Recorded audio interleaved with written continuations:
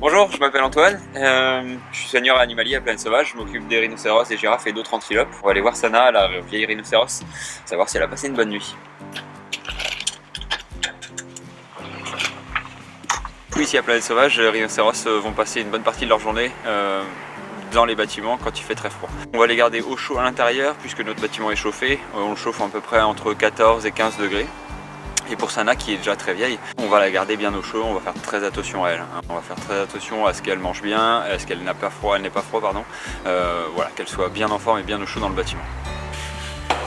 Ça va Sana? Ils sont sortis ce matin en paddock, le temps qu'on fasse le nettoyage dans les bâtiments.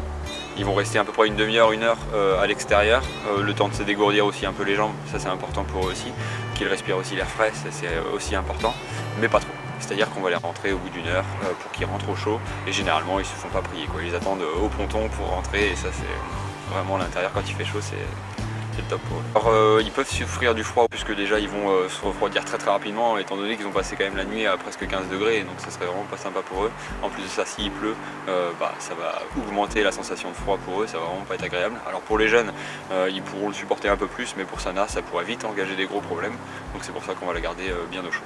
Elle aura une alimentation différente, un peu plus riche, puisque c'est une vieille femelle et qu'elle a moins de réserve de graisse que les autres aussi. Du coup, on va booster un petit peu au niveau de la ration alimentaire, elle aura des granulés un peu plus riches. Pour éviter aussi l'ennui tout au long de la journée, on va incorporer des petits jouets à l'intérieur de la loge. Un petit jouet pour rhinocéros, alors c'est une vulgaire bûche de bois, mais pour un rhinocéros, ça va lui permettre de pouvoir jouer un petit peu dans les loges de l'intérieur, pour qu'il puisse s'amuser à taper dedans. Voilà, on va la mettre dans la loge.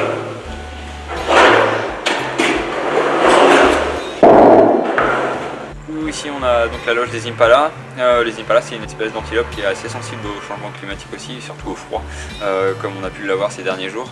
Pour éviter qu'elle ait très froid, on va mettre en place et on a mis en place des chauffages, des radiants qui vont pouvoir restituer la chaleur sur une bonne surface sur au moins 4-5 mètres carrés.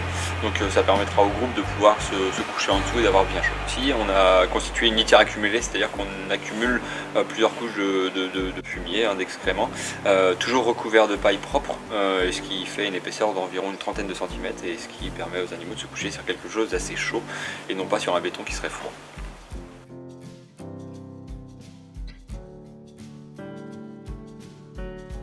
Bonjour, je suis Alexandre. Comme vous pouvez le voir, le lac du Sentier des Incas est gelé. Du coup, on ne peut pas sortir les animaux qui vivent sur des îles, donc les saïmiris et les coatis, tout simplement parce que sinon ils profiteraient de la glace pour sortir de leur île et aller découvrir les alentours.